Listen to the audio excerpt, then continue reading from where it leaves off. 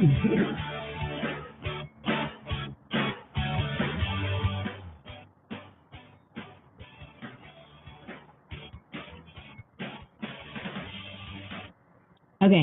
I'm gonna go ahead and start. I hope you guys are super excited about tonight, and I hope that you all can hear me very well.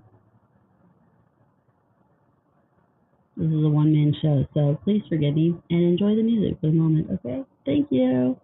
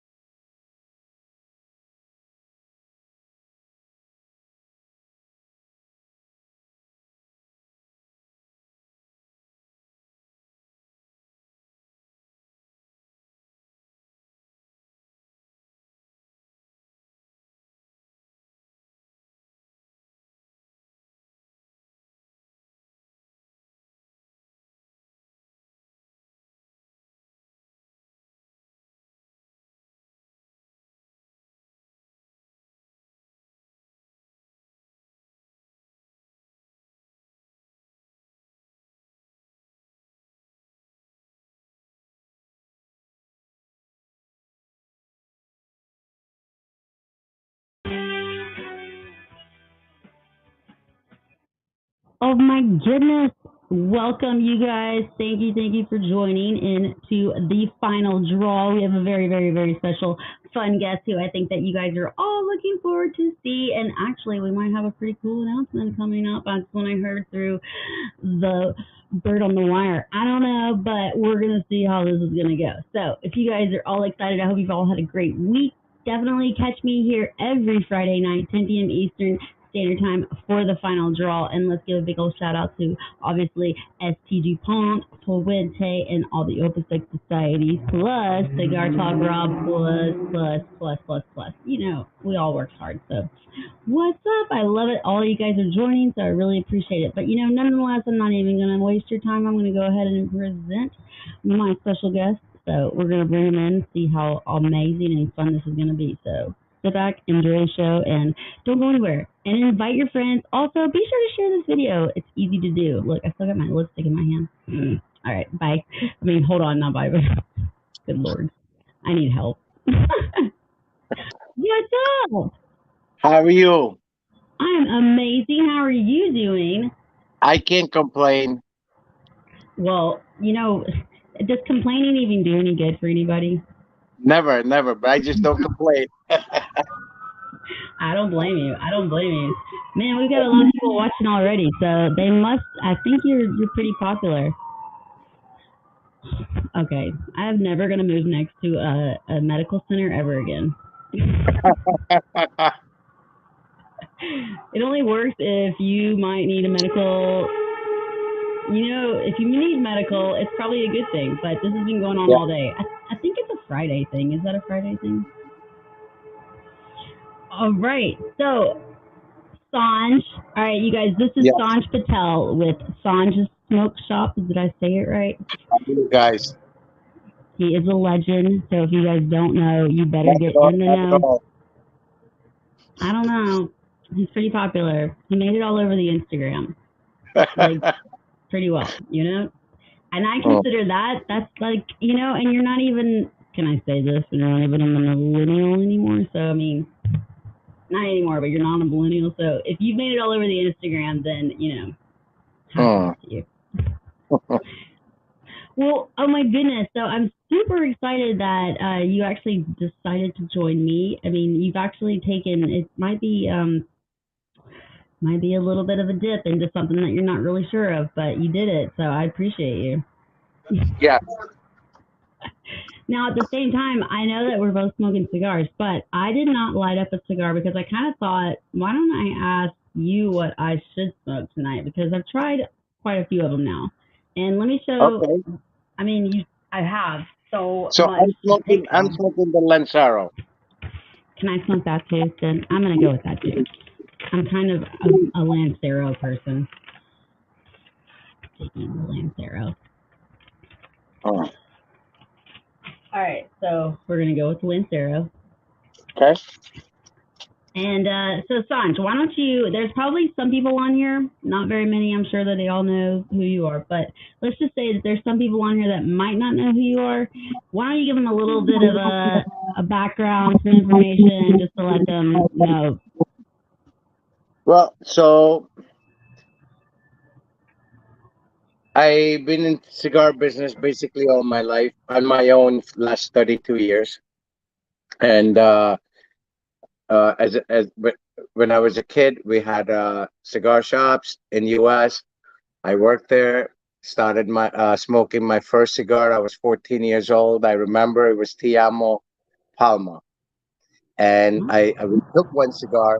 I played tennis for my school, and I took it in bleachers back in field, and we all got sick because we didn't know what to do with it. So actually, I got a very good beating for that, for smoking and doing that. And then my uncle's like, "Look, if you want to learn, ask us. We'll teach you how to do it."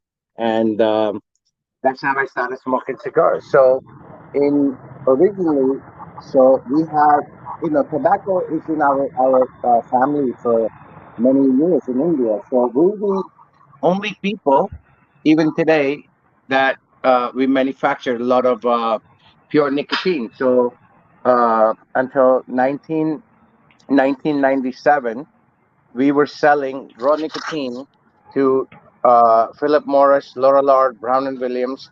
Uh, so they used to use additional nicotine. So even today, we're the only one have a technology to take nicotine out of tobacco without harming the tobacco. And all that became illegal. So now our family clients are pharmaceutical companies. So anytime you see like a Nicorette patch, that's our raw material. If you see Nicorette gum, that's our raw material. If you see CoQ10 has a nicotine in it. Natural laxative, if you take herbal laxative, that has a natural nicotine in it, because tobacco, a lot of people don't know, tobacco is diuretic. So it has a very good medicinal usage. And so, and there is a BD, there's something called BDs, which is a small BD, number 27, is also owned by us. So, we do big business. My family did big business with Cretek International. So most of the BDs that came here, Ganesh BDs, flavor BDs, that was all made by us. Wow. So uh, we SP first originated in 1992 out of Costa Rica. So Don Douglas, who made our cigars, and then we made cigars for a friend of ours. He's no longer with us. Steve Sachs, not Steve Saka, Steve Sachs. They had a cigar called Esteban Cruz. We made that cigar, and then we made a Bahia cigars for Tony Berhani. Most people don't even know who that guy is. So Bahia of the time was like, Bahia Gold, especially for the time, uh, in early 90s, was probably like what's Opus today. Jesus. Okay. And Yeah, this is blowing my mind already. yeah, We so just got here. so we started making cigars, and then we had an issue with the logistics and customs and stuff with Costa Rica. So we decided to move everything to Dominican Republic, and I met a blender young guy, phenomenal work he did, and he had a company called Don Leon CA Cigars. And so we started that company, him and I, Juan, and I started a company called Don Leon CA Cigars, because at the time you had to register a legitimate company. So we started that, what is known today as a PDR Cigars. So that factory was actually started by us, and then when Abe came in a picture, Yeah. um, we didn't. So everyone who knows me in the industry knows that I have three issues: morals, ethic, and principle. And Hmm. Abe, in his way of things, his way of doing things is very different than ours. So Juan and I left, and I said, "Hey, you take over whatever you want," and we basically handed everything. He purchased it, but we just let it go, and that's when the cigar PDR was born. And after that, After that, we moved on our own, and I started working with La Aurora. So prior to La Aurora, we worked a little bit with Sal Fontana, who's Christian Iora's brother. He had La Fontana cigars out of Honduras, but I wasn't a fan of Honduran cigars, and I'm not a fan of Honduran tobacco today. So then we found a great match, and I called Jose Blanco. So Jose Blanco and I go back 30 years. Yeah.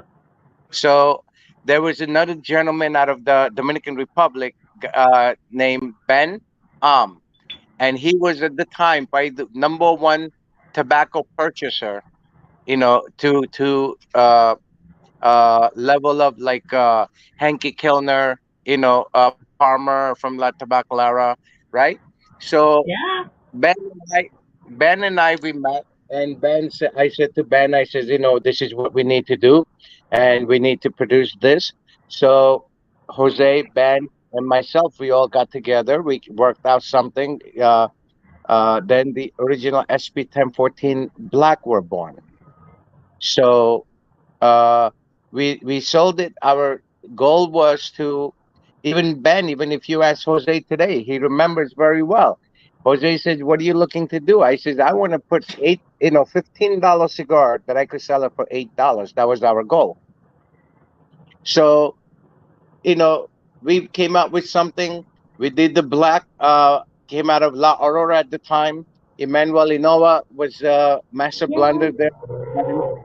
Emmanuel and I go back, way back, and out of respect, everybody worked with us, and we did hard work with it. And then 2000, and we were doing phenomenal with the SPs, and we did phenomenal business with the SPs. At the time, we never put it in any retail shop. Everything was at our place or nowhere. And back in the days, there was no internet. So, uh, Okay. 2000, 2008, 2009, we had we had There to. was internet in 2008. You know that, right? I'm sorry. I said there was internet in 2008, right? You Yeah, know. but it wasn't popular. It wasn't popular for social media. That's what I meant. Gotcha. I like to joke. Yeah, that's okay. And so they couldn't give us what we wanted. And my thing is, look, I want to give my number one guarantee is construction and quality of tobacco, right? So instead of fooling consumer and saying, hey, this is this is that, we decided to take it off the market. So at that time, we were selling close to a million cigars a year. Whoa, that's And I too much said, we're not quantity. making it.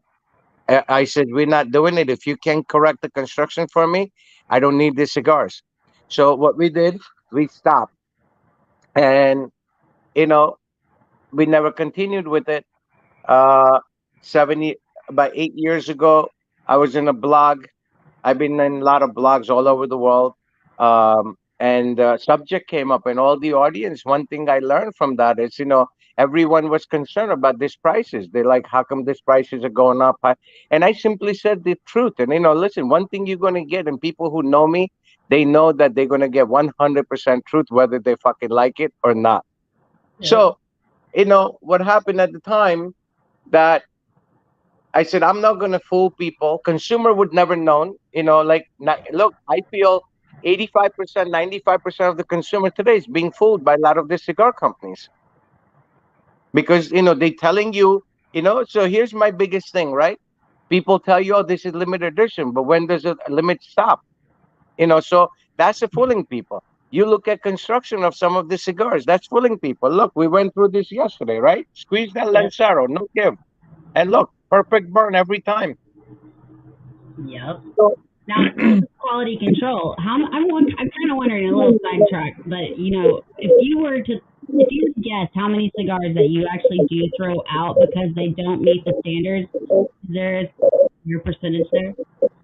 well, for us, nothing because we start from very beginning. So what we do, the way we make at both places with Chico and with Ilario, that we weigh every single cigar from bunching to end. So every single cigar SP, they get weighed 5 times before it goes into the package, and every single one is draw tested. In 1992, when we had our cigar was the only cigar came with the warranty that if anyone purchased a box and if you had a plug or it was bad constructed cigar, bring the box back, and we give you full money back or exchange the box. And that Wow. same warranty applies today.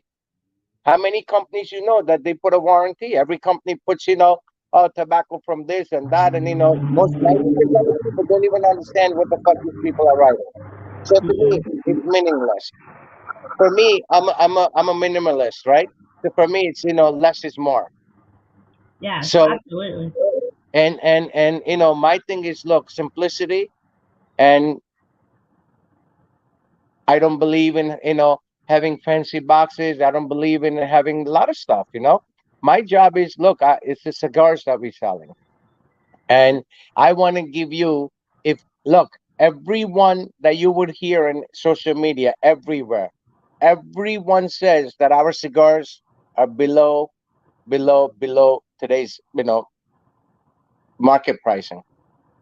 Well, This if you, this the Lancero Red SP Red has a 3-year-old binder and 3-year-old filler, and it has a 5-year-old wrapper, and it's aged exactly 1 year after it's made. Quality control, there is no company. Listen, the other day I was online, right, with you on the show, and I yes, proved it sir. to you. Mhm. So that's our goal. And look, we came out with, so I was on this project, and people like, why this cigar? I said, look, it's a manufacturer's greed. And I said, you know what? Fuck it. I said, we're gonna. It was. I remember the show was called TLE Podcast with Erica and Amy. And I said, fuck it. We're gonna re-revise the cigars, and just to prove a point. And everything we're gonna give is what we stand for and what the prices were. So SP Red in 1992, Robusto was $8, Toro was 8.50, and Lancero was $9. Today, everything is same. Construction is identical, right? There is no compromise. So here's my goal, right? I can't guarantee people, I'm not with them, or I'm not God, so I cannot guarantee individual taste buds. But what I can guarantee is my construction and my quality of tobacco. That's any cigar they want to take, our cigars, take it to independent lab. Cigar is the only cigar today in the market is 100% pure. So people say, wait a minute, tobacco is pure, right? Yes. So what they fail to understand is what we were talking about, what I was explaining to you the other day. What they fail to understand, yes, tobacco is natural, but a lot of these companies, they use.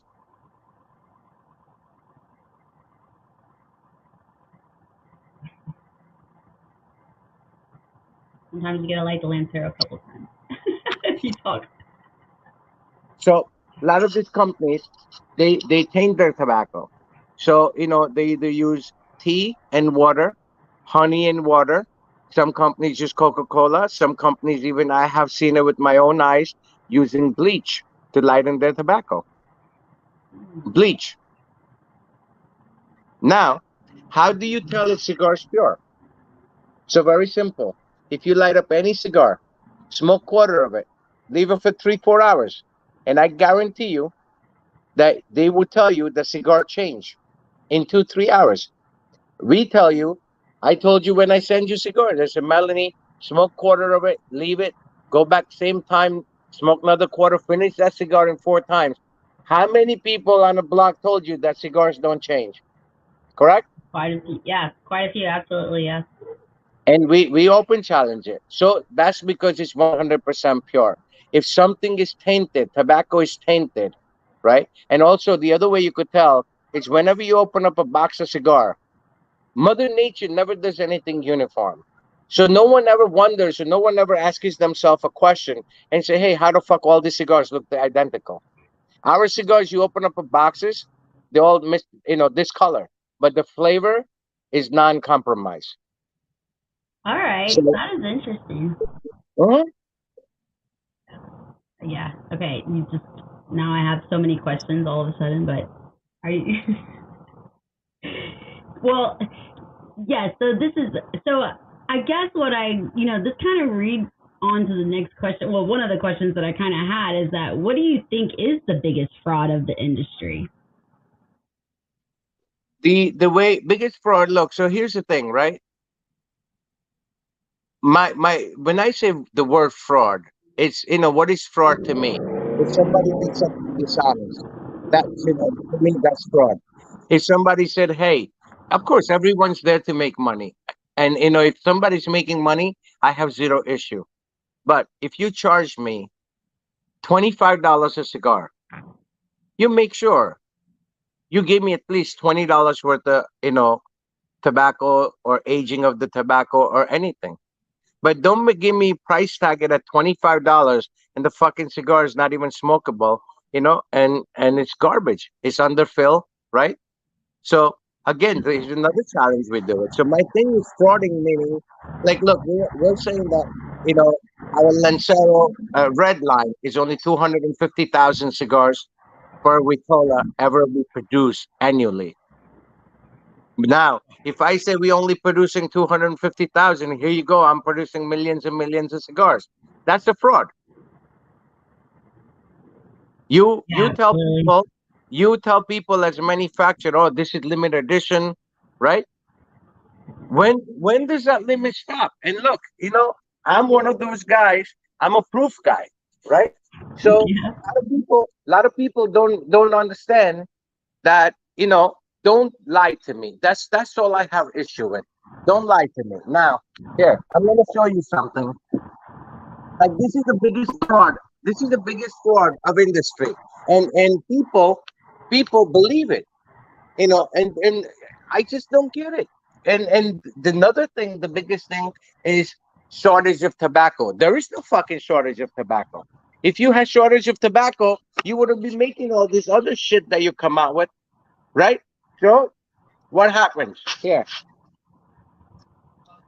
I don't know if I could turn this camera around. There's a little circle button. Got one arrow going this way, the other one going the other way. Melanie, I'm an idiot when it comes to stuff like that. Don't Oh, worry. years ago. So anyway, Angel, I'm going to show you something. What I mean by fraud. And you know what? Every time we go on a live, I have no issue. Look, this is brand new box. Brand new box I'm opening, right? Uh huh. No, I need to open this fucking box. No, no. Yeah. Oh. See this certificate? Oh my gosh! Don't show that. Come on now. Come on now. Come on now. Oh my Hold on. lord. See this certificate? What I does do it not. read? I do not Listen, condone this. listen. No, no, no. Has nothing to do with any of it. Look, what does it read? So now, lightly, so it says total boxes 3,625 boxes were ever released for 2023, Okay. right?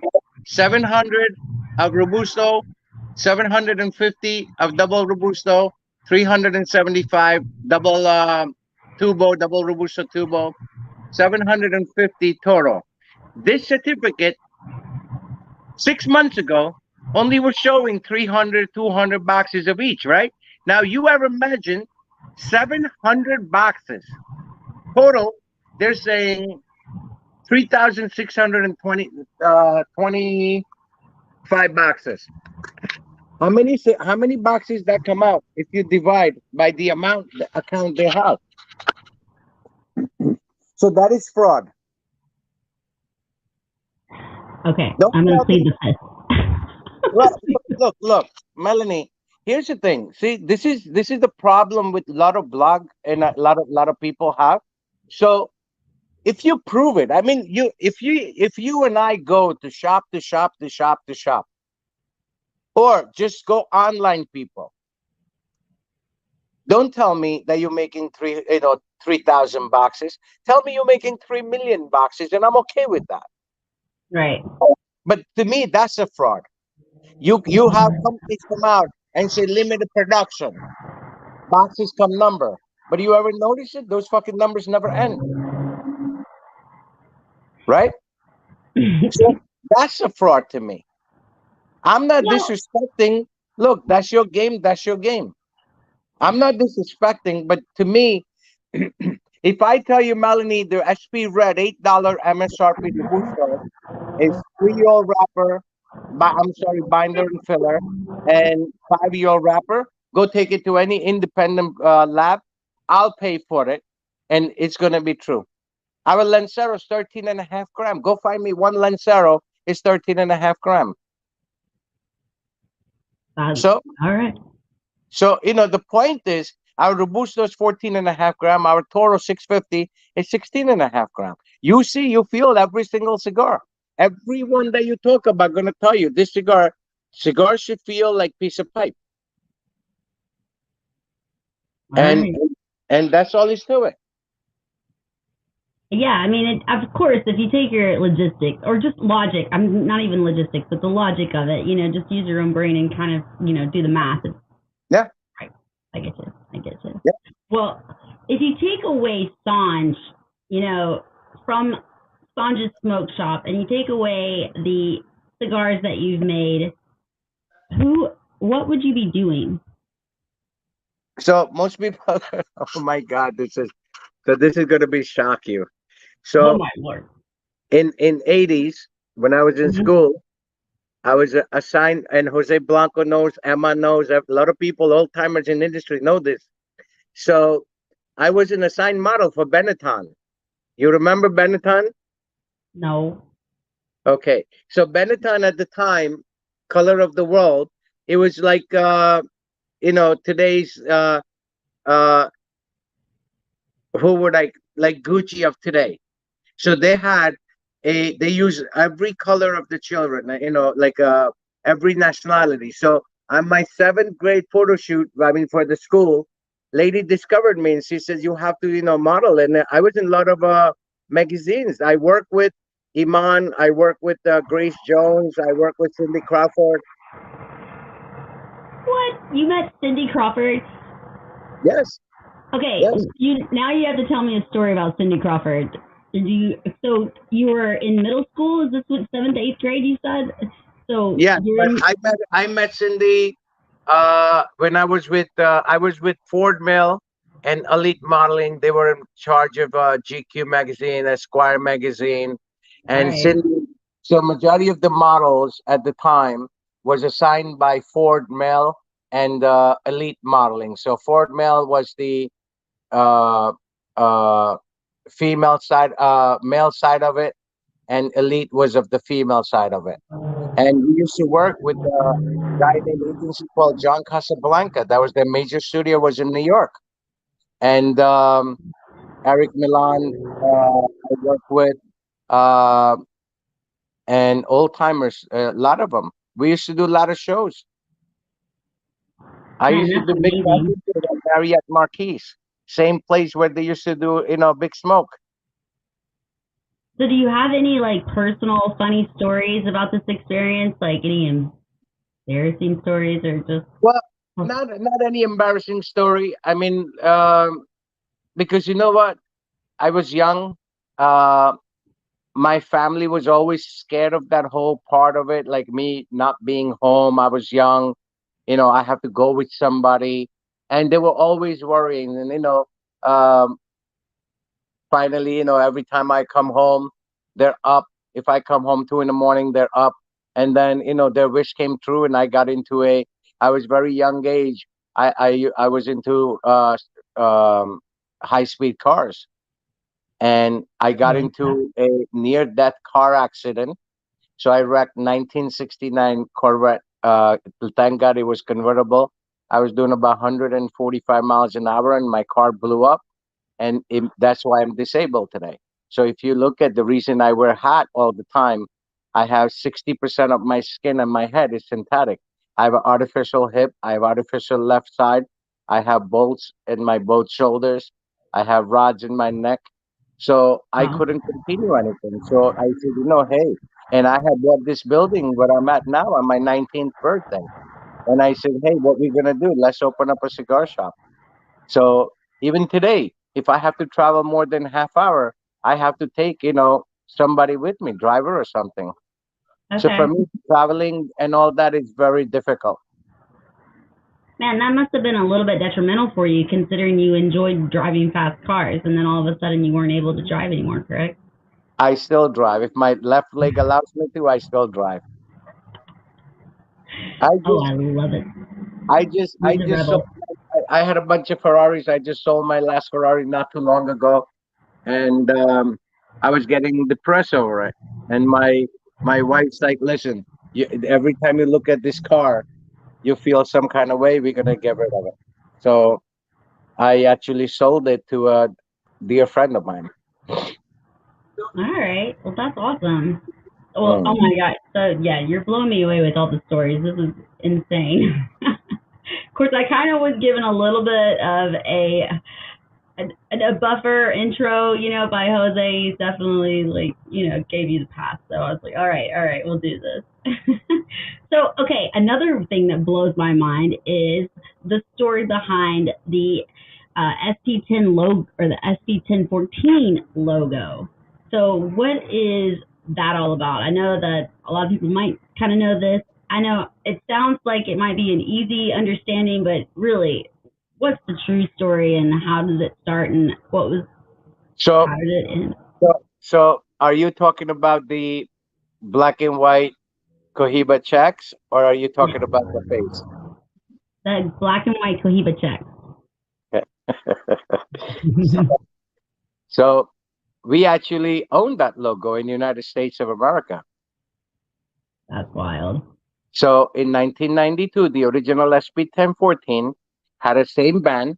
The only thing that we had different is we added this face because I have a dear friend of mine who's a very well known artist.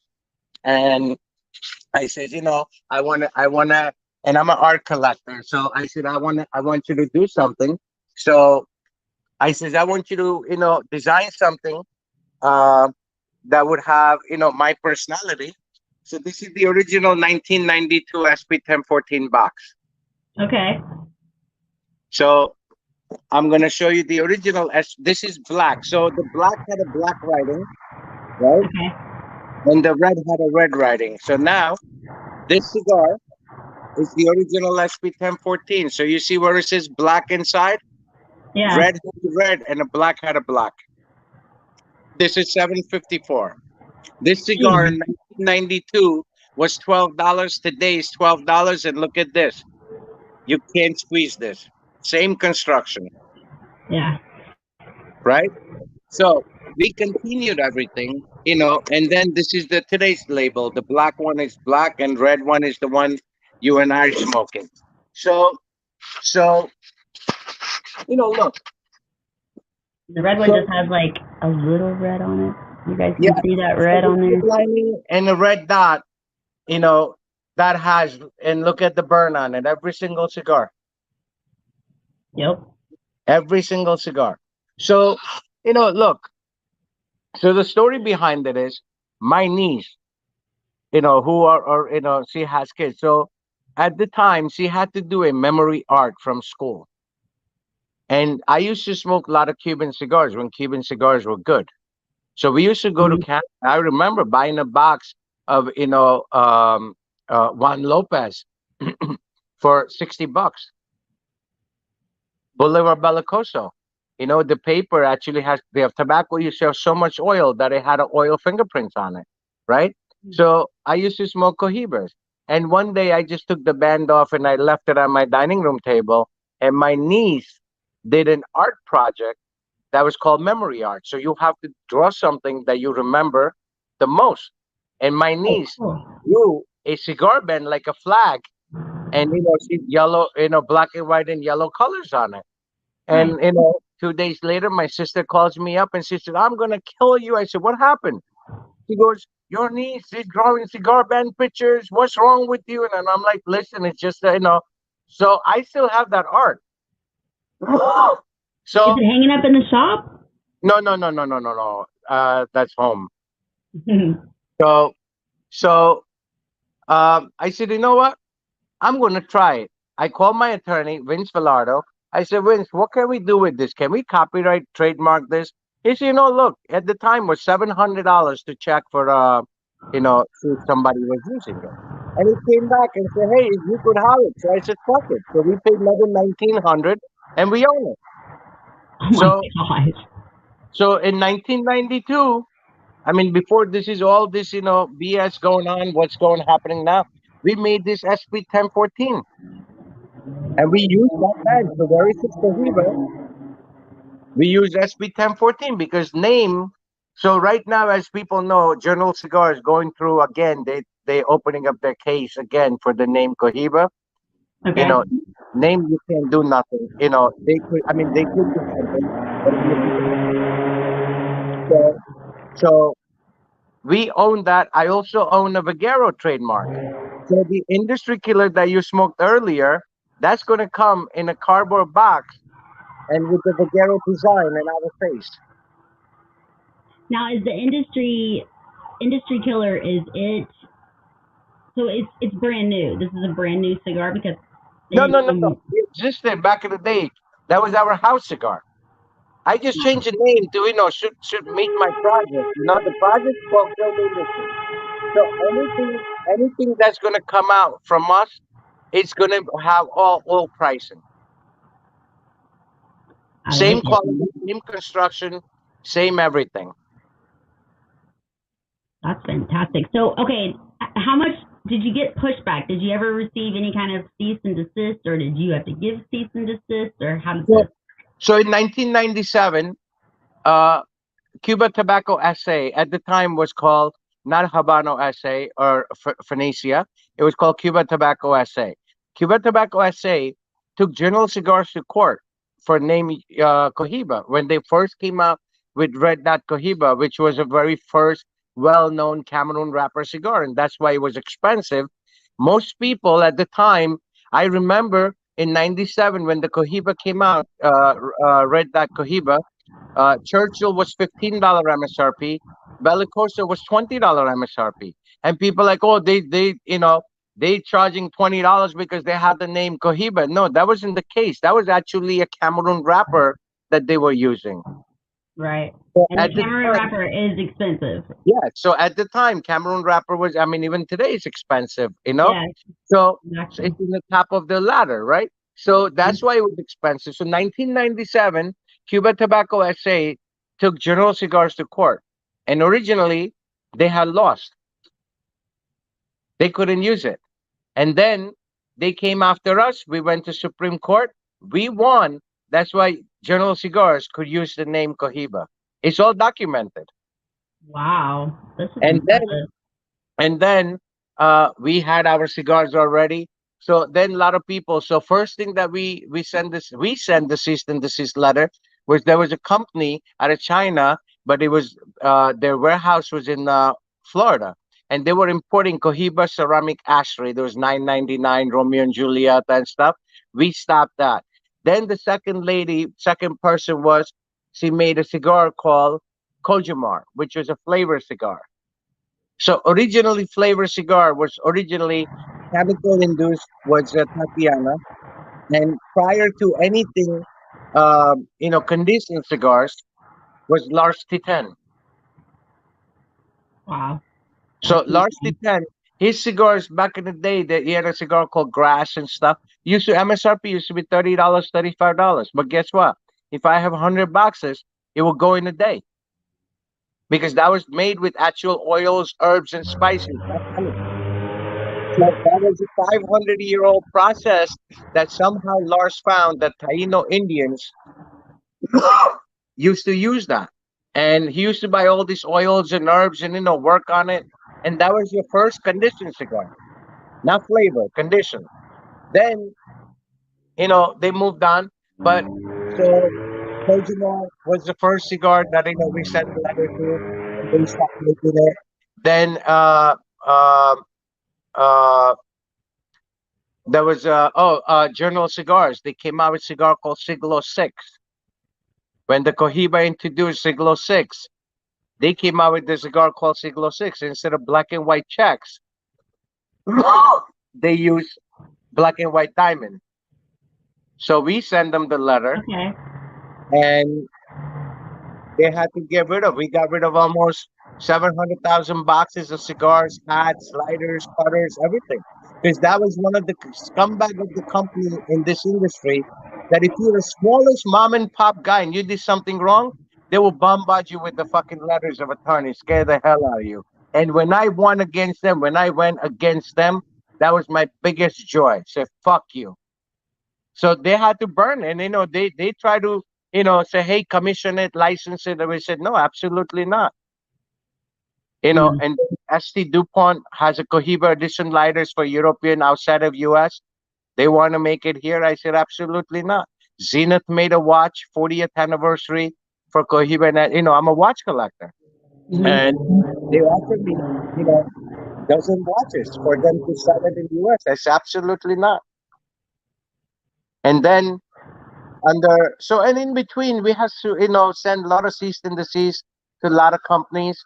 I have never sued anyone for money, right? Because that's something I really don't care about. So Which is I the don't want exact opposite of what I was taught, because I did do a pre-law course, and the one thing I was taught was not to sue based on making a point, but to sue based on other purposes. So I love that, actually.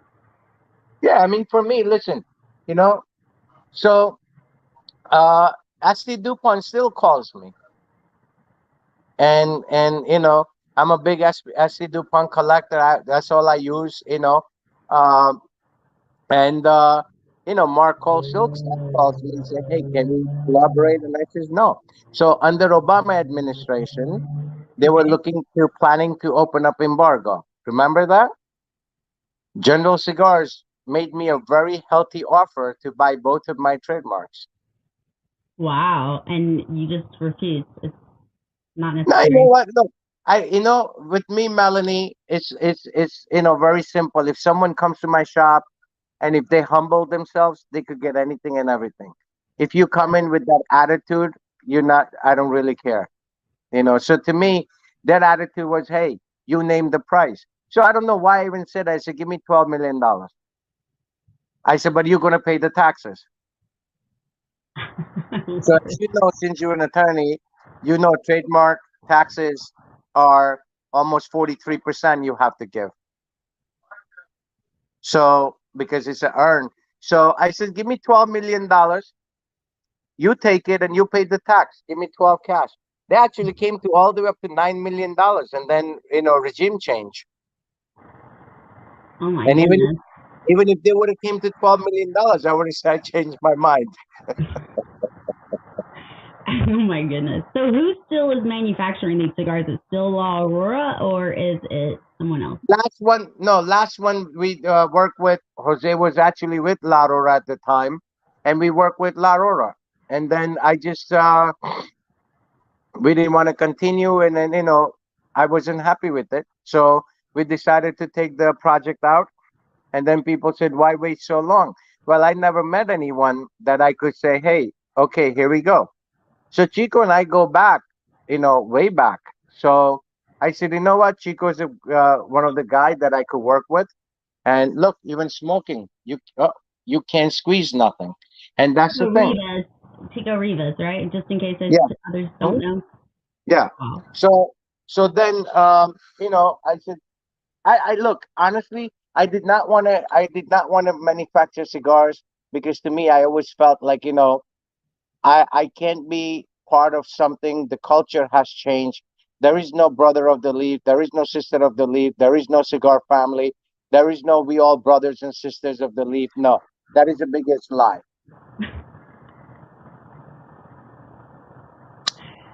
Everybody everybody's for themselves.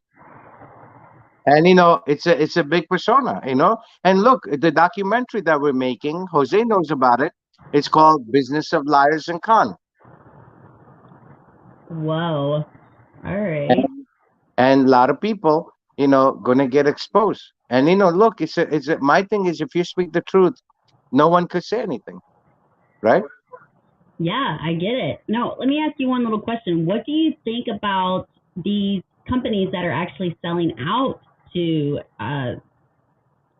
the You, big company, I guess? I'm sorry, you broke up for a bit. What was the question? What do you think about these companies recently that are actually selling out to the? Oh Well, gosh. it's not selling out. It's they have no choice, Okay, that makes sense. Yeah, I get it. right? So Mhm. when you look, when company, and that's the problem. And many blogs I have said this, right? Even on Reinhardt's blog, I was at Light 'em Up Lounge. I said Mhm. this. I says, how are you coming out with one hand you crying that you don't have tobacco, and the other hand you introducing 20 different cigars, right, a year? And to me, how many times you going to change? Majority of the cigar companies, they have two good blends and then 20 brands born from that with the different band and different label.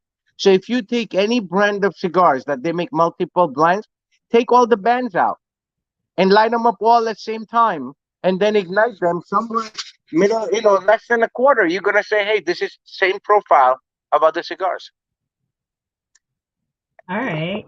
15, 16 years ago, Jose Blanco and I were at dinner, and he asked me 17 years ago maybe, and he says, what do you think about my father Don Pepin? That was at the time was Don Pepin. And Mhm. I said, look, at the time he had three cigars out, and two were private label and one was theirs. And I said, if you take all the bands out, it has all same cigars. The all three are same cigar. And Jose even said, you're the only one gave me this correct answer. So when when first cigar that came out of my father's factory was their own stuff, and then there was a cigar called Troya. Most Okay. people don't know about that cigar. Troya was owned by a lady named Aleli out of California, one of the nicest person you would ever meet in the cigar industry. Aw. And Aleli and I always used to talk. And I says, Aleli, you need to change this name of your fucking cigars. It's bothering me. And she's like, why? Very mild manner. And she's like, Sanj, why? Why do you want me to change this name? It was a beautiful band, had a picture of a horse, Trojan horse, and the Mhm. cigar was called Troya. And I says, do you know what Troya means in Greek? Whore. Means what? Whore. Oh no. I said, it You were bothers me. doing her a favor. Yeah, but no, I mean, in her language, in her place, whatever it was, but look, so that cigar was made by Papin, and then at the time they were making for Ashton, La Roma de Cuba. Okay. And basically it was same stuff. But again, today, if you see a lot of this company, look, my thing is this, right? Come out with, if you look at our SPs, SP red, SP black, industry killer habano, industry killer, deluxe RS 88, which is $7. If you take all our cigars, black, red, industry killer habano, industry killer maduro, RX 88 habano, RX 88 maduro, every single cigar is 100% different. You'll never tell that it's made by same person. Really, that's interesting. So You that's smoke the kind of black. Did you smoke the black? I smoked the black, yes. I did smoke the And you black. smoke the red, correct? The what? The red one? The red one. Yes. Now I have. And it's night and day difference because it's two different cigars. Right. Industry Absolutely. killer. Yeah, you smoked industry killer earlier. The one with the I did not. pigtail? I have not smoked that one yet, actually. Oh, I thought you took it out of bag and you smoked it. Okay. I smoked. I tried to. I wanted to test the black robusto next to the lancero because you do get a different flavor from any lancero versus. Yeah. Yeah. And this, as you retro, it gets, changes 4 or 5 times. And now, are you a big transition smoker? Do you like transitions in your cigars? Yeah, absolutely. So I smoke very classic cigars. I don't like I don't like one directional cigars. Yeah. So for me, I always tell people I like spicy food, but I can't eat bowl full of hot peppers. Right. So You need you some more. It needs some right. balance there. Yeah, yeah. I totally agree with that. I like that. That's awesome. My first cigar, 365 days a year. Since that cigar is out, I smoked my first cigar 365 days, which is Davidoff Millennium Toro. Wow. Yeah, yeah. The Millennium. You smoke that every morning, don't you? My first cigar of the day. Yeah. The That's consistency of that cigar, it's why I smoke it. If that cigar was $3, I still smoke it. If that cigar was $30, I still smoke it. If that cigar was $300, I still smoke it. wow. That's commitment right there. I love it. So, who other than Eladio Diaz and Chico Rivas has hit your list for coming out with another blend? Not anybody. I don't look. I don't have anybody that I want to come out with. I know at the time I just saw right fit. You know, Jose used to make my cigars. You know, Yeah. Christian Iora used to make our cigars, right? But we just saw and great people. Listen, Jose's. Everyone knows Jose's like my brother. If you ask Jose, who's the only guy in America, he'd tell you Sanj. He did tell me that. I'm not gonna lie. I mentioned you to him, and he was like, "That is my best friend." So can't deny that for sure. Yeah. So so for us, look, it's not like, who's what, who could do better. No, our job is, my goal. I'm not selling you flavor. I'm not selling you, strength. I'm not selling you fancy box. I'm selling you a well constructed cigar. That's all I'm selling you. Okay. So, and that's my thing. Listen, nothing worse than having a fucked up cigar, underfilled cigar, Oh yeah, right? especially because of the way that it'll smoke. Especially if it does have a hollow point in it, it'll Yeah, kind of look yeah, contort. yeah. So, but now you said that. Well, are all of the cigars going to look the same? I mean, is this consistency in? Because there is some non-consistency in Cubans. That's something that we don't really get. But is that the same? Is that what you were Yeah, saying earlier? Cuban cigar. So most people have to understand, right? Cuban cigar. I was just there a month ago, right? And we had a lot of high-ranking officials from Habanos, and we were smoking. They were all smoking SPs and stuff. And they asked me, and I says, they said, "What's the worst cigar you think there is produced?" I said, "Cuban." Yeah. And fucking, they wanted to choke me. And I said, "Look, name so at least see Honduras, Nicaragua, Dominican Republic, we have the aging process prior to we roll. Cuba don't have it. Cuba, they age the tobacco, they age the tobacco, they bunch the tobacco, they put the binder on it, wrapper on it, they put a band on it, it goes in a box and it goes to the distributor. That's why if you buy Habanos, if you buy a box, a good box, when I say good box, I'm talking like Reservas, the one I send you. You see that Reserva I sent you from 2007? Smell Yes, that the tobacco. Yeah, smell that tobacco on the front. It smells like rose petal. That's a true tobacco. the Partagas, correct? Yes, yes. The Partiga Reservas from 2007. Smell that tobacco from the front. How sweet that smells. Yeah, that's definitely floral. Yeah. So when I opened the box and you showed the other day live, you could actually smell that.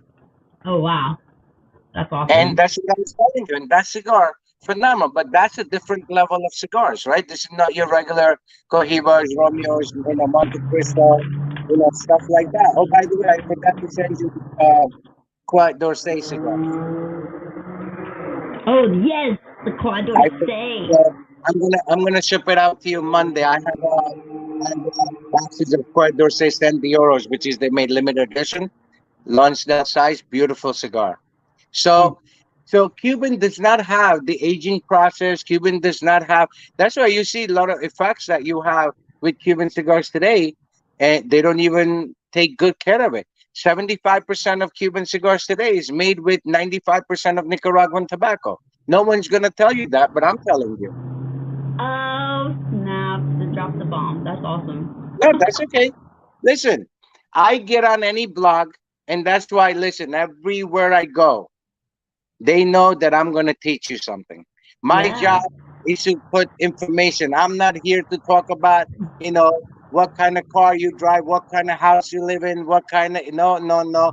My job is to educate people.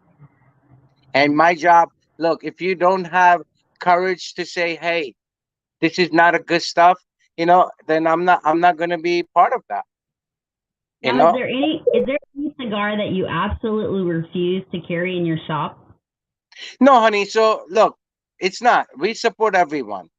So here's my rule of thumb, right? Mhm. It's not that we don't carry. I have right now 1,400 facings of cigars in my shop. Whoa. Okay. But I don't support, you're not going to find any of the brands that people just came out and sake of making money and riding the wagon. We don't support that because you could never find consistency of that. Well, I heard from Jose and from a lot of the leaders of the industry that you should not go into cigars to make money, right? Yeah. Well, again, look, when we wholesale this cigar, that's what Saran was saying earlier. Okay. We make 41 cents, Not even Keystone. right?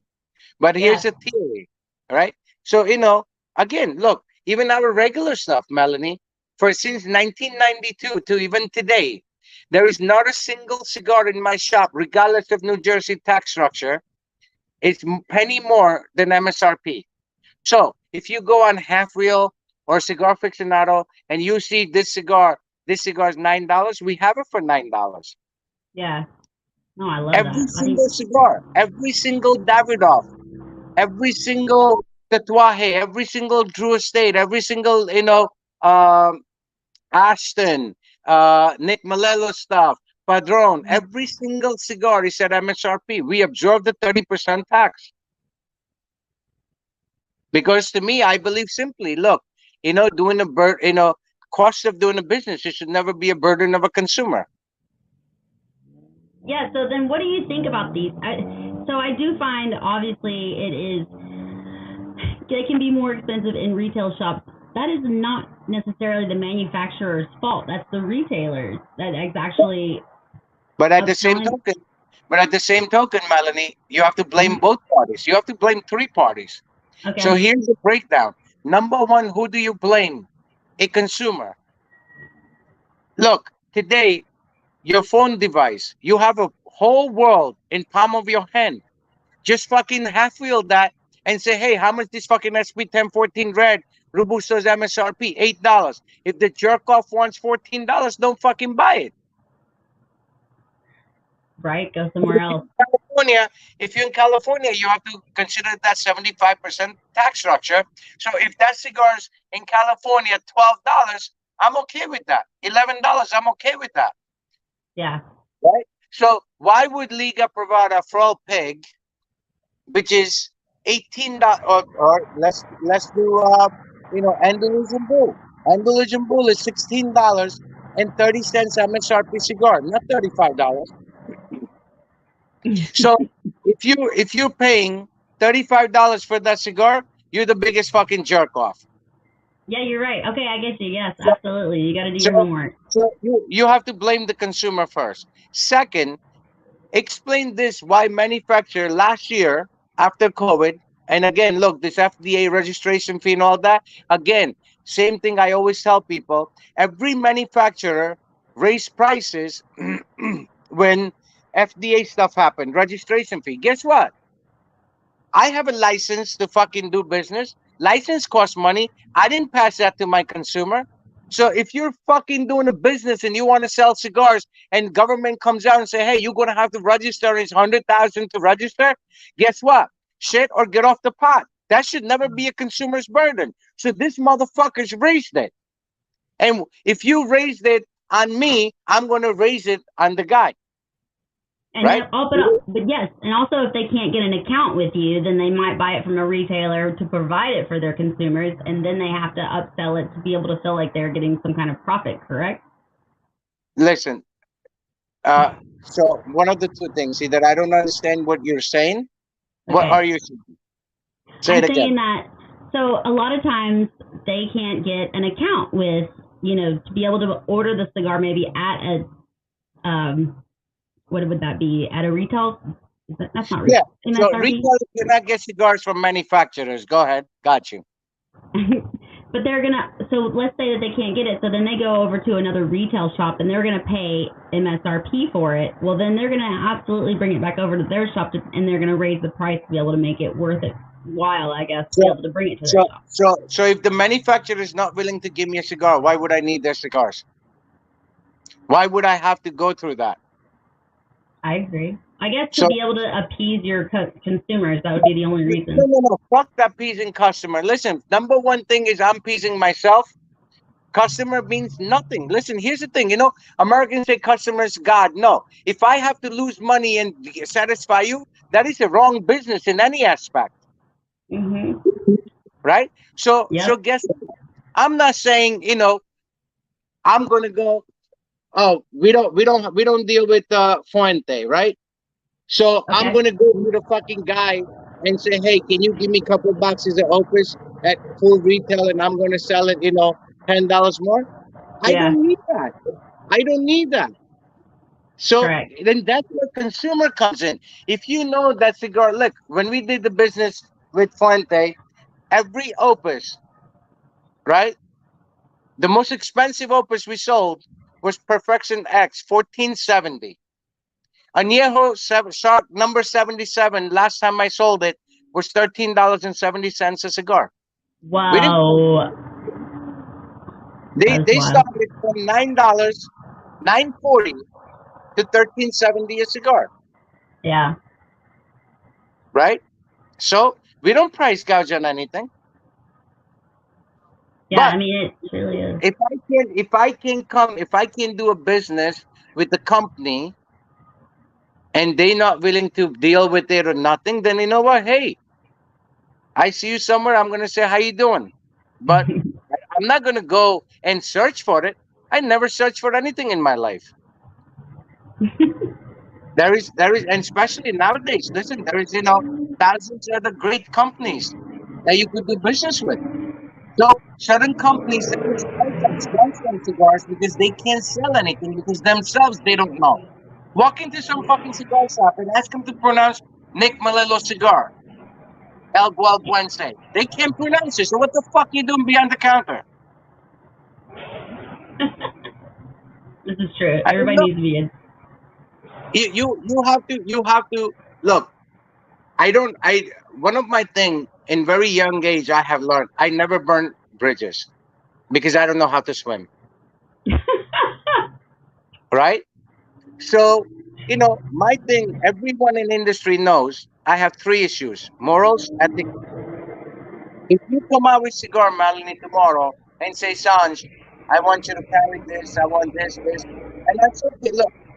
What's your criteria? If you say, hey, it's 20,000 a year you gotta buy, no problem. And you say, hey, if you buy 20,000, when we come out every 3 months or every 4 months, we come out with limited stuff, you get certain amount. Guess what?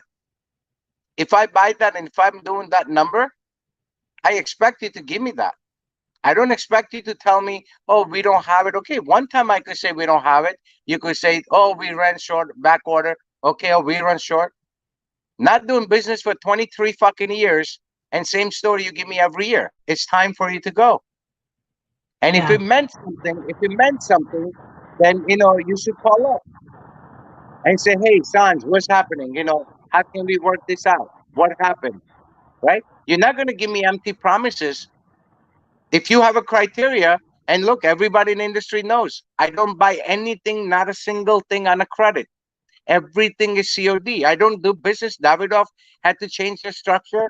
Davidoff, if you're appointed merchant for Davidoff, You have to, the first order is 30 days, second order is 60 days, and after that, all your orders 90 days. I say, if you can give me COD, you could take your product out. And they only our cigars, our shop, they do COD. Everything comes. Now, And what would you go ahead? go ahead. Sorry. I'm sorry, Well, go ahead. what would you think the industry would look like if they followed all the rules that you follow or all the values that you follow? I don't expect. Listen, I'm my own man. I Hmm. don't expect you or anyone, my brother, sister, mother, daughter, son, to do what I am. I am my own man. Right. So I never force people to, it. Look, the best thing is what you believe in.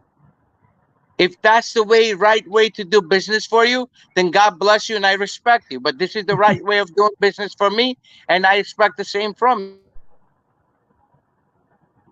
So, how would you label the people that come into your lounge versus other lounges? Well, our lounge is strictly private, right? We don't Okay. have we don't do business again. See, again, here's a principle thing, right? We don't do business like other lounges. You go into other lounge, you get fucking, cutting fee, lighting fee, fucking this fee, that fee. Like, I don't get that fucking concept, right? So here's my thing. We have a lounge, members lounge, and we have a non-members sitting area. If you're a Hmm. member, you go, our lounge is open 24/7 for members. If you're out of towner, I'm gonna let you give you an entry. We don't have a guest pass. We don't have a day pass. We don't have nothing. If you come from out of town, our lounge, every corner of this building is open to our guests. There's espressos. We don't charge money. There's coffee. We don't charge money. There's water, juices. We don't charge any of that. The only thing we tell you, Melanie, if you come to my shop and you make a fucking espresso, wash your own fucking cup. That's the closest you're gonna get.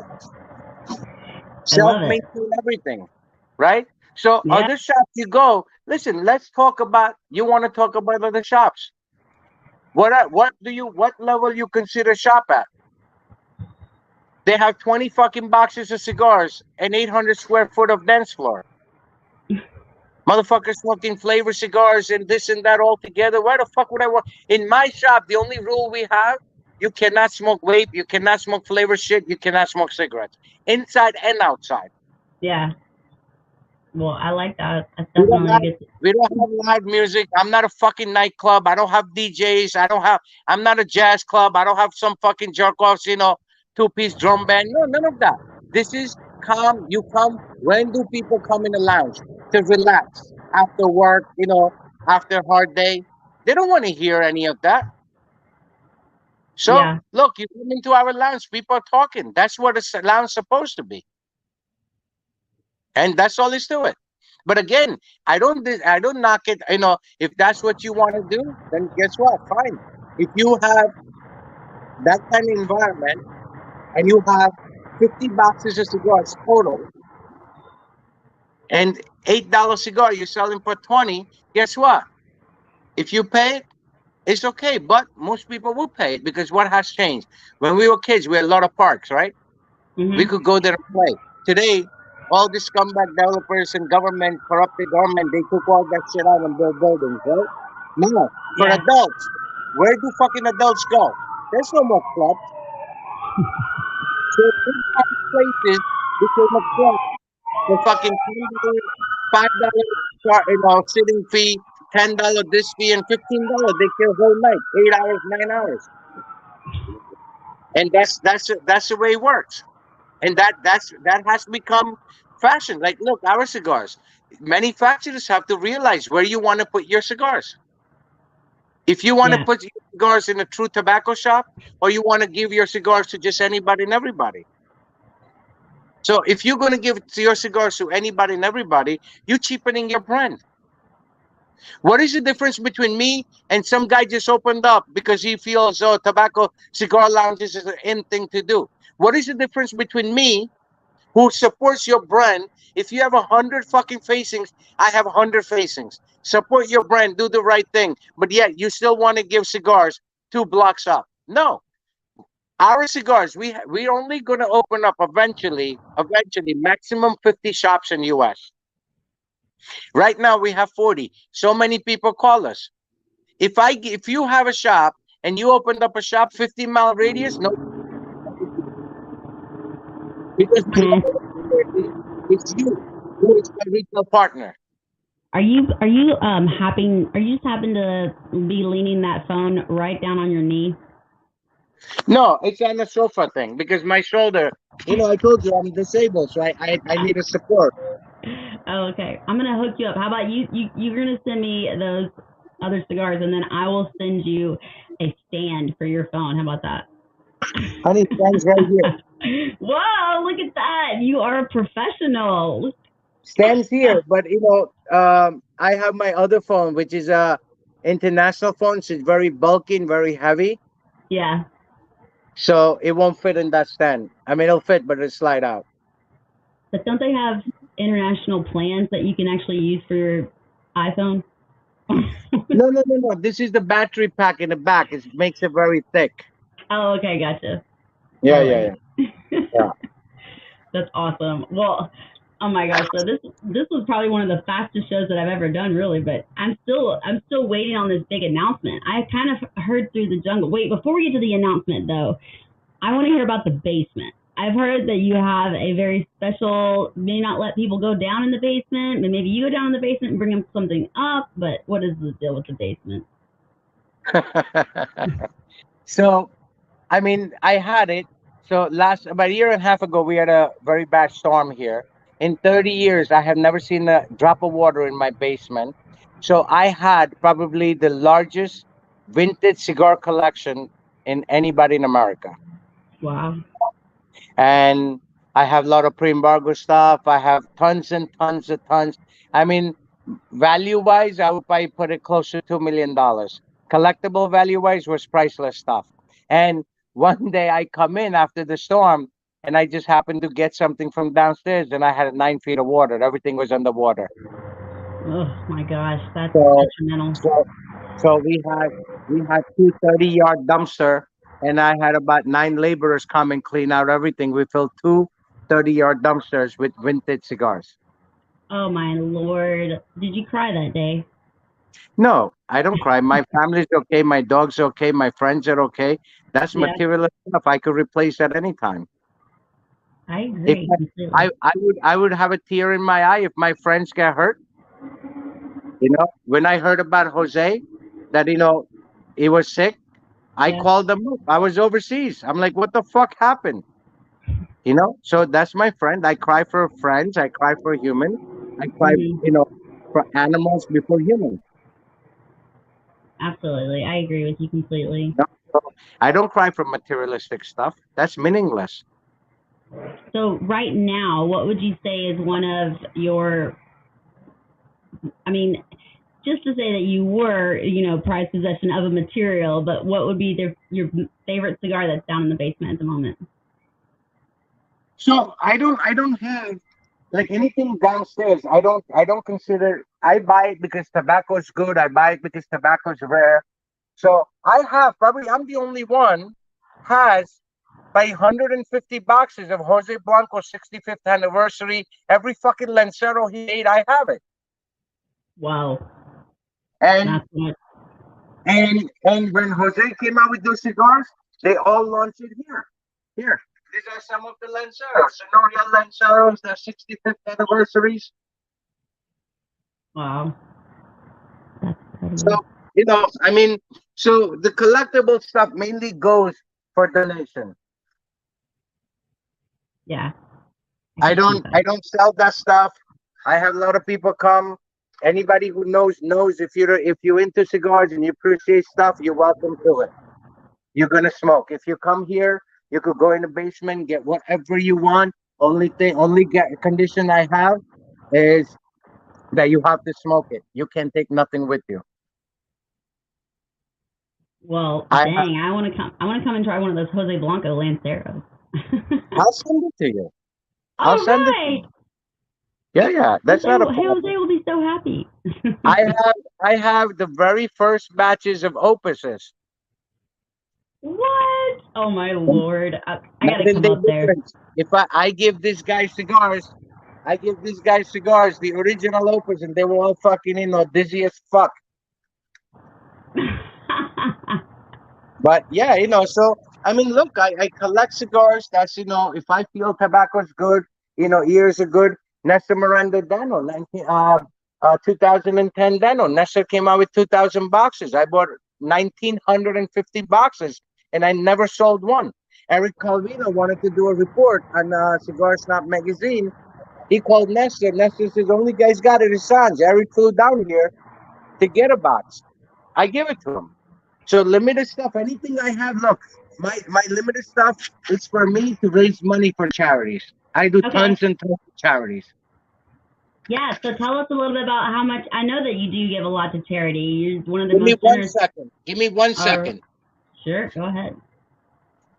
So I did hear that he is one of the most generous. You guys does a lot of charity, mostly everything is for charity, which I love. Let's see what Aldo has to say. I hope that you guys are all enjoying this. This is perfectly fair rule, Sanj.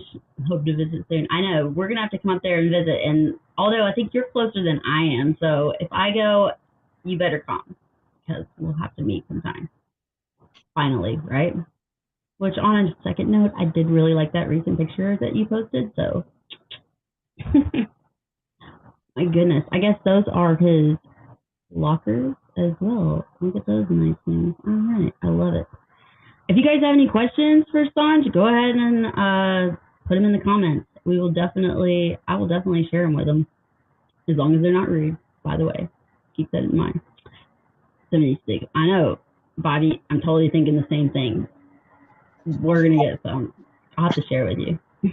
I'm sorry, I had to take my medication. Oh my god. No, not mental medication. I'm on medication for life, so I can't miss it. It's almost like a thyroid type of medicine, so I have to take it on time. Okay, gotcha. I love it. We've kept you What up would too you late. like to do? That's so funny. That's what Carlito and Jose, they say all the time. Have you seen the Professor Show, Sponge? Yeah, I watch it on Sundays. Yep. Jose's always, poor Jose. I'm surprised he's able to hold up to both of them. Yeah, yeah, yeah. Hmm. That's awesome. All right, so how do I have to beg and plead for this, news that you're gonna big announcement that maybe no one's ever heard of? So big announcement is what we're doing. So everyone in industry knows me as one of the fucked upest guy doing fucked up things, right? But Okay. for good causes, right? So as as people know me, I do tons and tons of charities. So we prior to COVID, I mean after COVID things slow down, but prior to COVID, we used to, do charities almost 12 to 15,000 cigars every year we would donate it. So Okay. my number one charity is any charity for children. That's my Okay. number one charity. Number two is veterans. All right. So I do tons and tons and tons of stuff for veterans. So even like here's another thing, right? How this industry as a uh retail end of it. People when you need someone, that's when they're gonna show you their true colors, right? So the most disappointing thing that I have to say in my 32 years experience is when COVID happened. Every scumbag piece of shit motherfucker retailers, they $5, $6, $7, they raised the price because they knew that people were closed and all kind of bullshit, right? So guess what? Mhm. I closed for 4.5 months. I said that's great for me. But when I found out about how other retailers they were calling it door service. What the fuck? That's your customer. If you're giving me business, I don't mind walking to the fucking. Most of them are fat fucks. They pay $40 to join the fucking gym, but they won't walk 5 fucking blocks to help somebody. 5 fucking steps, right? So what bothered me, Melanie, is they jacked up the prices on their own customers for no apparent reason because they called it, oh, it's the door service fee, right? But wait a minute. All this fucking time, they walked into your store, they parked the car, they walked into your store, they paid the meter, and this is how you repay these people? So, you know what I did? I said, fuck these motherfuckers. I did something that I called up every company that we were dealing with. I says, and they know I never ask. Any manufacturers would tell you I have never asked for a single cigar. When sales rep come and they give us cigars, it goes to our customers. I don't put it in myself. I don't resell it. Nothing. Right.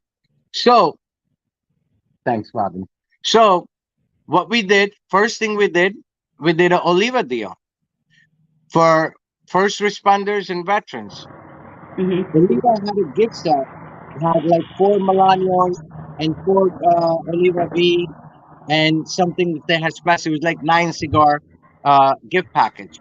Regular MSRP in my shop, if I would have sold it, it would have been $97.95. I bought 5,000 units and I sold it for fucking $13.50 to first responders and the veterans. All right, I love it. That's awesome. Then we did Davidoff. We did a Camacho deal. Buy a box, get a box free at MSRP. Right? Then we Yeah. did some veterans came, some old time people came and like, oh, we can't afford a box. We broke the fucking box. You get 10 cigars for price of 5, and at cost deal, not Yeah. with the profit. So I said, you know what? 4.5 months, I closed myself. I'm not going to make money. I don't want to make money for next fucking 6 months. Let's help these people and let's do this. And that's exactly what we did for the next remaining 6 months. We sold everything at cost. And the company, we did negotiated deals. We sold everything at our deal price. Davidoff gave us a deal. We had 500 units from Davidoff. But if you came into my shop and if you bought those cigars inside, it was $560 worth of cigars. We sold that back for $125.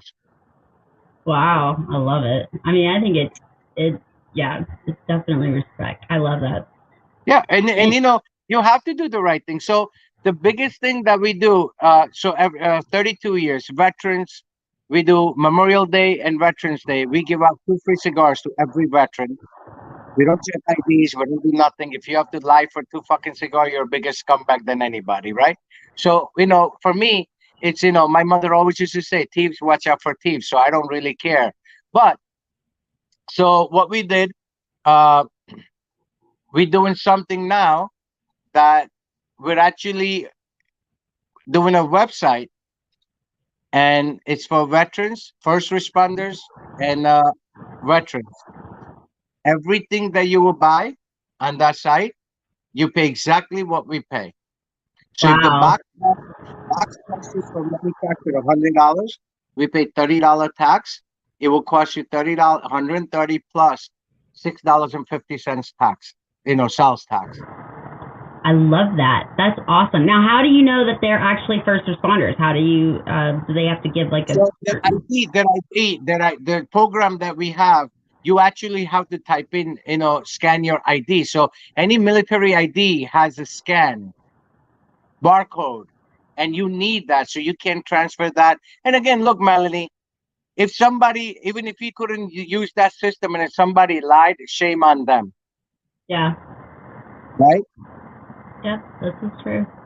You All know, right, so we have a few questions from the audience. Hold on, let me see if these fit. So one was who's your top 2 or 3 people you would love to smoke a cigar with? my father, Aw. he's not with us. Is there anyone else? Um, Someday, my 2 daughters. Aw, we were just about to ask if you have any children. So you have 2 daughters? My oldest one just turned 17. I said, honey, let's have a cigar. My wife said she has cigars. I'm leaving you. I said, listen, I'll kill 2 birds with 1 stone. Let's do it.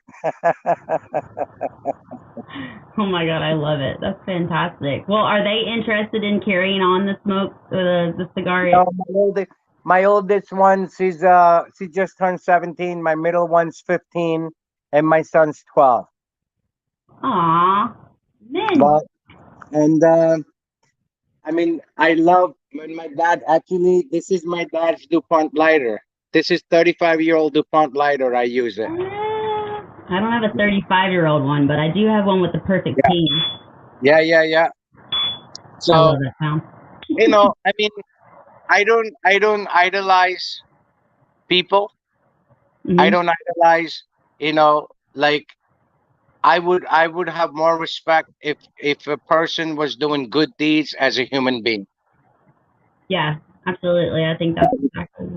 And to me, so our number one thing that most people don't know something about us is on my birthday, everyone, whoever wants to buy me gifts, this and that, I ask them, whatever you want to spend on me, take that money, and the first homeless person you see, give it to them. No questions asked. And then what we do, January 7th is my anniversary. So the reason we always launch our cigars on January 7th, whatever we do business January 7th and October 14th, 100% money goes donated to, less fortunate people. Well, that's amazing. I guess the world needs you. I No, like world don't need me. There are far better people than me. I'm nobody. that. Well, you're doing us at least. It was cigars. Listen, I'm again, Melanie, I'm a very humble man. I, to me, I never credit myself to anything. I'm not here.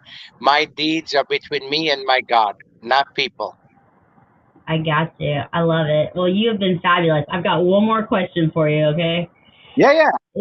If you have any knowledge in the world, what would be the fact that you would want to know? If I had any knowledge, If you could have any knowledge in the world, what would be the fact that you would want to know? history. I want to know. I want to know. I'm a history buff. I want to know what Hitler really ate.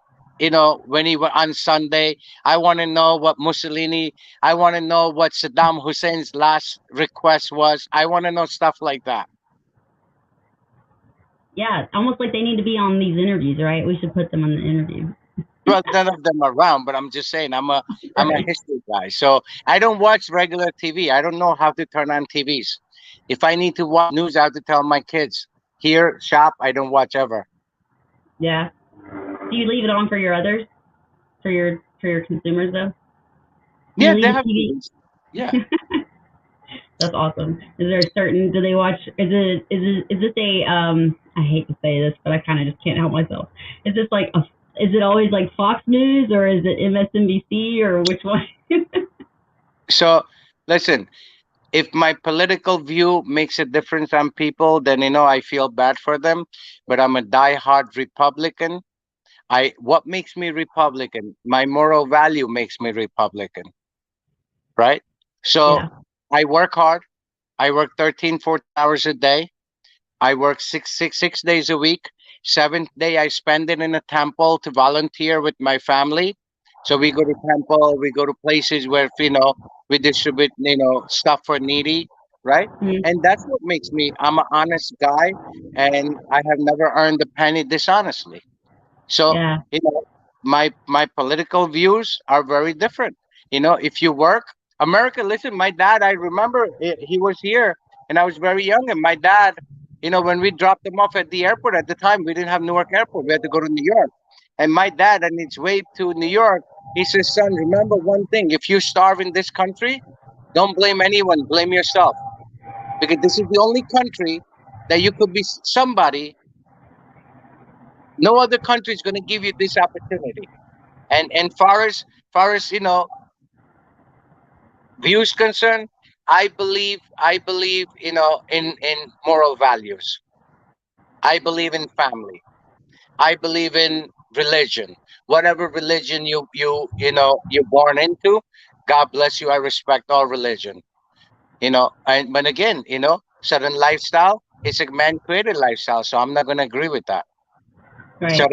Certain way of life is man created. I'm not going to agree with that, right? So and I mean, look, far as politics and politicians concerned, my views are very different.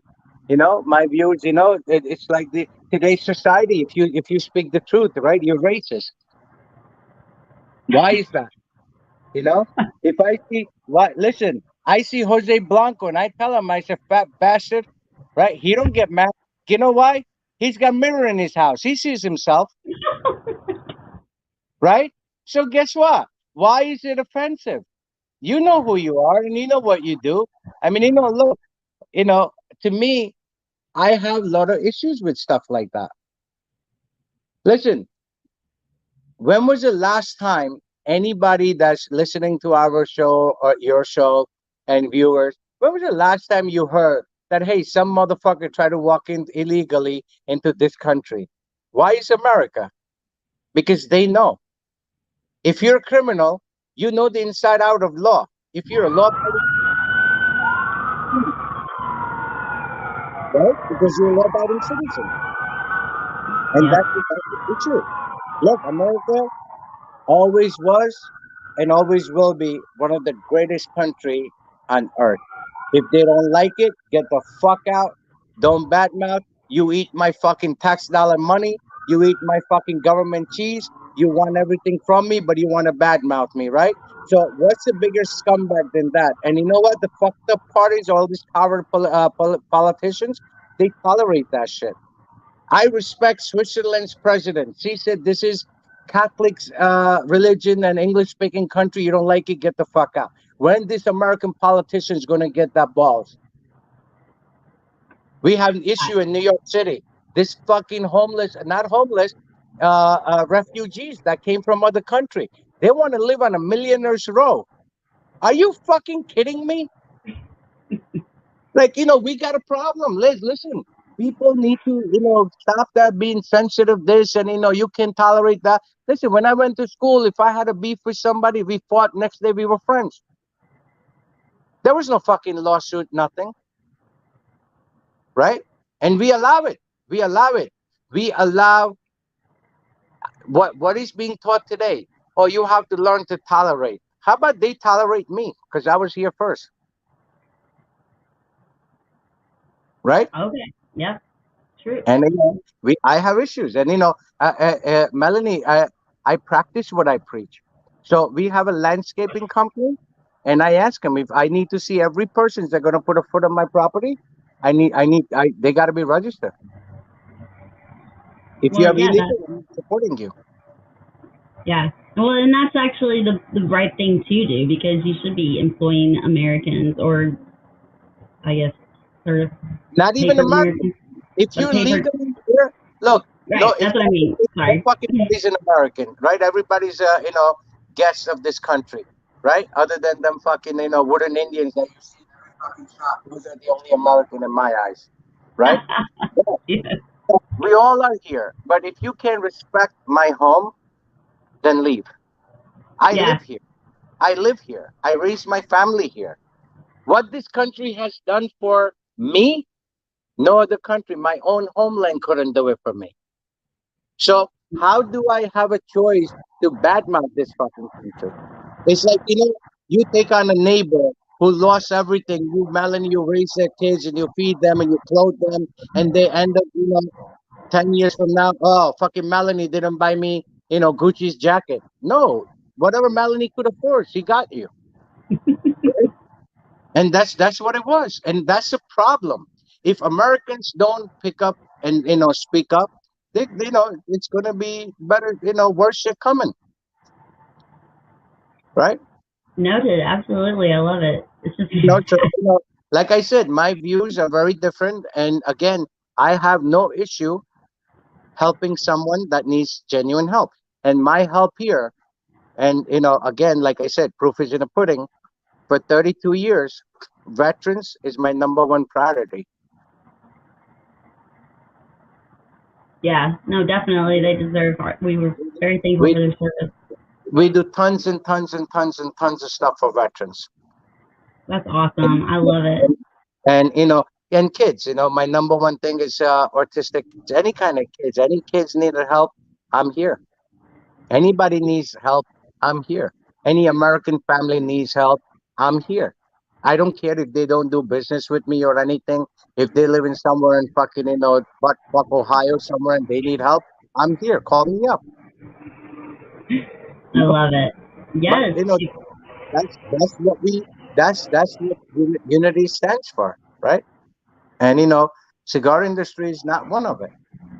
Cigar industry is, hooray for me and fuck you, and that's the way it is. So when you say that you support the veterans, do you often go to Cigars for Warriors? So originally, that concept, we were the first one to start it. And Desert Storm, our SP 1014, was the first cigar that we used to send it in Desert Storm. We have pictures and stuff in front of Saddam's palace, guys smoking other SPs, But where the hell did it go? We don't post it because we do a lot of business with Middle East and stuff, and they take the wrong way. So it's all on my wall. But we do tons and tons of business, But we used to send out all the cigars. They needed alcohol, because it was a Muslim country. You couldn't send alcohol, so we used to buy fucking pallets and pallets of Listerine and put Bacardi in it, and Exacto cut the fucking seal and reheat it. We used to send. So number one demand in 1993, there's a storm, was toilet paper, alcohol, and tobacco, and we used to send trailers and trailers of stuff. So I don't physically go anywhere, Melanie. I don't travel. You will never see me. I have never attended IPCPR. I have never attended Big Smoke. I have never attended any of it because of my health issue. Okay. And for me, again, look, a while back, Jose Blanco wanted me to sit on IPCPR board, and I said, if I sit there, I'll change a lot of things. Because look, here's the thing: if you start something, right? Originally, IPCPR was started, PCA, which is known. What did it started as? To have retailers come. Now you got fucking vape people. You got Joe Schmo. You got that guy's cousin. This guy. What the fuck is that? I'm not coming, and stay in line, right? And they took the whole concept. Look, everything starts at a good thing, right? And they take it and they ruin it, right? Yeah, yeah. And that's the thing, if you continue with doing good stuff, you have my full support. I mean, Yes. look, what does CRA do for this industry? I, Nothing. Listen, you might be afraid, Melanie. I'm not. I'm telling you the truth. Name one thing. All this FDA bullshit happened, right? Where was all these people? Ask Jose. We had set up the whole thing. Could have made a lot of changes. Glenn Luke called me 32 minutes before our meeting with 8 senators said he can't make it. Right? Yeah. All right. I have to. Yes. Okay. You are a hoot. I love it. This is fantastic. I mean, I definitely want to sit around and talk way more. This is definitely something that I feel like I need to come and visit and sit down and have a serious conversation. Yeah, listen. whatever, here's my thing, right? You have blogs, you have this, right? Yeah. And I always tell people, if you're a cigar blogger, don't be afraid to give correct information. Right. When Absolutely. you have a lot of these bloggers, they giving misguided informations, right? Everybody's an expert. Guys smoke cigars for 2 years, they got a blog, right? But you Right. give misinformation, you're misguiding people. And I see that as an issue. I mean, look, for me, it's principles, everything. We don't do anything dishonest. And What do I you don't think? like it. I don't like it when other people do dishonest things. And if you're dishonest and you ask me, hey, what do you think about me? I'm gonna tell you to your face, you're a dishonest person. Well, I hope you don't think I'm dishonest. I'm just, I don't know. There's some things that I might have been told maybe differently. Maybe that's it. But what would Hey, you think bring is it the out. most? What Bring do you it. think is? Listen, bring it out. Don't be afraid. I could take it. Well, I know that they have paid quite a bit of money, obviously, to a lot of lawyers and lawyer fees and everything, just to try to fight some of the you know laws and bills that are going against us as cigar smokers. So I mean, there's some fight there, absolutely, that they do have to pay for, which is being paid for. So that's just what I've been told. But Yeah, you yeah. know, Listen. Of course, everything comes with an expense. I'm not denying it. But yeah, when the members' money are misused, you have a cigar representative, Cigar Rights of America representative, who's a Newark police officer who fucking smokes flavor cigars, never else, and they made him a fucking ambassador, and he's traveling from Newark to fucking Florida in a business class and a first class that guy never was able to afford that lifestyle. So that's where's the wrong spending. If you hire a top-notch attorney, and if this guy wants fucking 10,000 an hour to fight for what we deserve, spend that money. But send that motherfucker in a train. That's that's my problems are. Money is being misused. gotcha. You Well, know, I I'm love not it. saying don't fight. I'm not saying don't fight. You should always Right. fight for what you believe in. But the way it's done is not the right way. When study came out, right? And Jose knows, ask Jose. All right. We called, we called, and I said, Jose, there's a great idea. We could fight this. So FDA put out a report and said, hey, wait, when they did the petition for vape and hookah, they had 100% response. And I said that negative thing in the cigar industry, we didn't have a lot of response. And I said that's a proof. See, most people, you have to find the good and negative. And I said that's a perfect point for us because 90% of the people who smoke cigars are adults, and they not on fucking TikTok and they not on social media. So therefore, that was a fucking big greatest point for us, right? So Yeah. we came up with the idea. Ask Jose. And I said, Jose, what we should do, what companies should do to get a petition signed, if you have top 25 accounts or top, depending on the size of your company, buy fucking $50 Acer, make a one simple application. When a customer comes in, you as an adult, I go to places shopping, sir, you want to be on a mailing list? No. So they're not going to give, but if you give a simple formula and say, hey, Melanie Cisco, phone number, enter, petition sign. Nobody wanted to do it. And it would have been cheaper. But yet, you come out with the fucking, free hats and free ashtrays and free jackets and free lighters and free cutters. You have money for that. But you don't have money to spend $50 for Acer. Obviously, I don't think that. Look, I honestly don't think that anybody gives two shit about what happens because everybody's in it for their own good. They worry about them. I honestly don't believe that any manufacturers care about this thing because they know, and I told Jose from very beginning, nothing's gonna happen. They can do nothing about it. Yeah. If something was to happen, it already would have happened. So they just, making money, and then lot of manufacturers are robbing, consumer. Oh, this fee, that fee, that fee. Well, guess what, sir? That should be your burden, not a consumer's burden. And Yeah. so that's the issue. I mean, look, if they want to do the right thing and they want to fight, I'll be the first one in line. Say, here you go. What do you need? But if you misuse that Absolutely. money, you can't just justify where you're using that money. They're spending more money on travel expense than attorney's expense. How is that justified? Now that's yeah. No. Okay. I'm not gonna argue with that. You're right. But but listen, how is that justified? At somebody else's expense. The fucking guys who eat fucking McDonald's and Burger King, now they're eating at fucking Del Fresco's and fucking Angelo's and Maxis. At whose expense? That's a problem for me. I That's understand. that's what I'm saying. So look, you know, if I didn't care, I wouldn't be doing the right thing in this industry. I would have been like just everybody, every other manufacturer, and every other retailer. Sell for high and don't give a fuck. No, we genuinely care for our customer.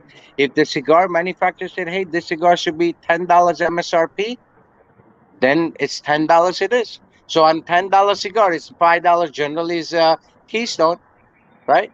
$5 Yeah. my cost, $1.50 is tax on it, $6.50 Yeah. is my cost. I'm still making $3.50. So isn't that ample amount of money? But Yes. then, same thing at the retailer. Oh, I got a nice lounge. I just got to rent. Okay, well, guess what? There should never be a burden of a consumer, and Well, that's the oh my, difference. yeah, I totally understand, and I loved what you have said. It's great. You have definitely been an amazing, amazing guest on my show. I appreciate all your time for being here. I can't believe this My is like, pleasure. Listen, when it comes to, I'm very accustomed to my blogs going for 3 hours, 4 hours. I'm okay with it because guess what? This is what I love talking. I don't just appear on anybody's blog. If you're not gonna give me, if you're not willing to learn, I'm not gonna. I don't need to talk about anything else. And right? every blog that I go on, we talk about industry. We talk about business. Look, my biggest thing, Melanie, I tell my children, make mistakes Yeah, because that's the most expensive education you're gonna get. No amount of money gonna find you that. So if you don't make mistakes, you're never gonna learn. So I'm yeah, okay with if you're making a mistake, right? So okay, look, we made a mistake. Let's correct it. If somebody has a stuff, why don't we have a union like liquor industry? I don't know. Right? Why don't I'm why not, don't retailers why don't retailers have a union? Right? The way yeah, liquor industry works, liquor stores in New Jersey, they have association, right? And then they would say to liquor store, whatever, I don't drink alcohol, so I don't know, but liquor company, they say, hey, we have 75 stores, 75 major stores. Now we're going to buy it at one. We're going to distribute it. Give us the same fucking prices that you give it the catalog, right?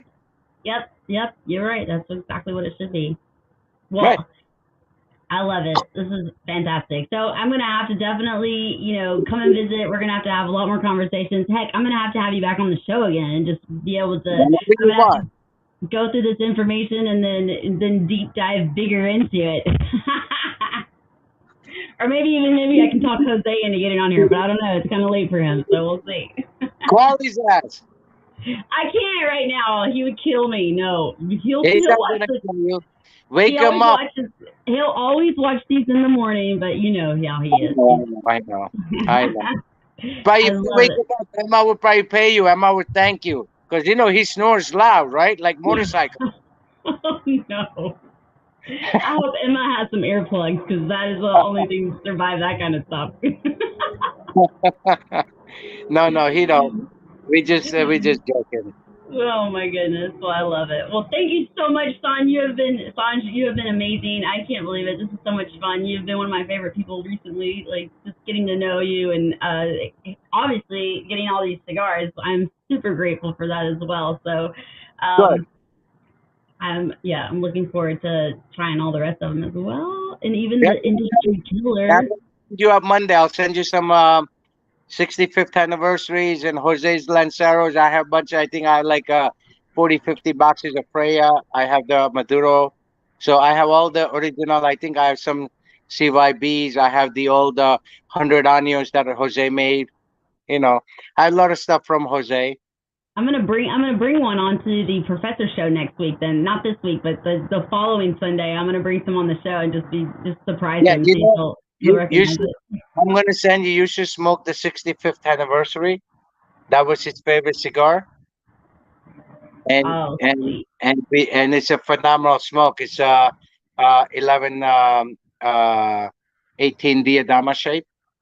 So Okay. it's a phenomenal smoke. And we used to tease him. That was his 65th anniversary, and we used to write it with like 85th. I says, "You look." We give Jose. There's other name that most people don't know. Maddie and I gave him the name Professor, and I gave him the name Father Time.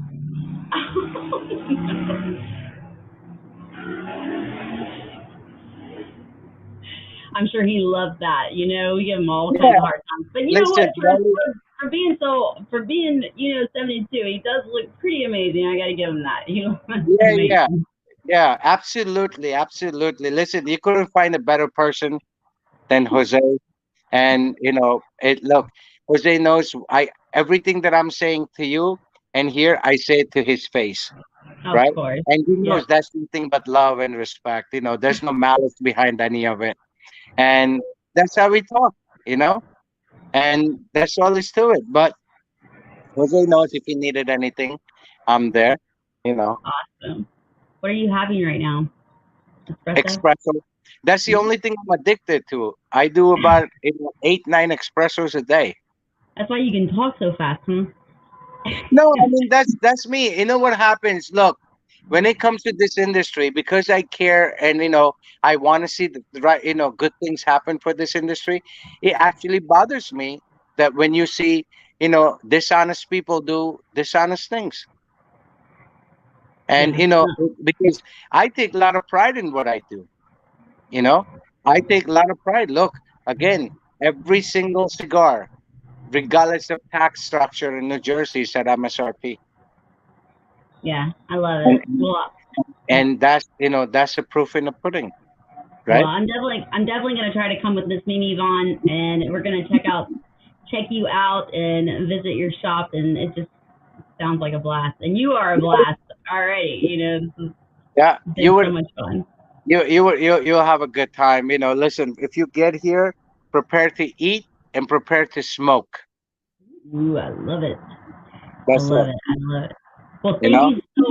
thank you so much, Sanj. I appreciate your time tonight, and I'm sure the viewers have definitely appreciated your time. I don't know if you've been able to see some of the comments, but they're No, definitely loving it. I can't see. I told you I'm blind and a left eye. No, seriously, I wasn't joking.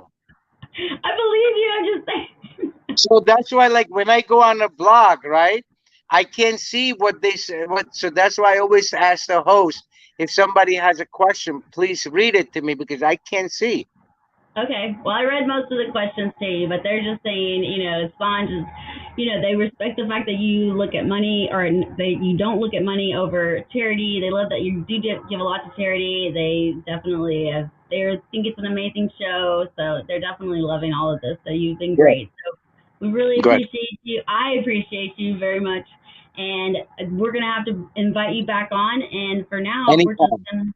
we're gonna have to say goodbye. Good night, guys. Thank you all Yeah. for joining.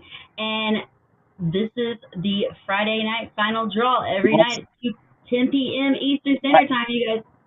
my last word. Okay, please. Help your neighbor, feed the needy every day. I love God it. bless. Bye, guys. Bye bye.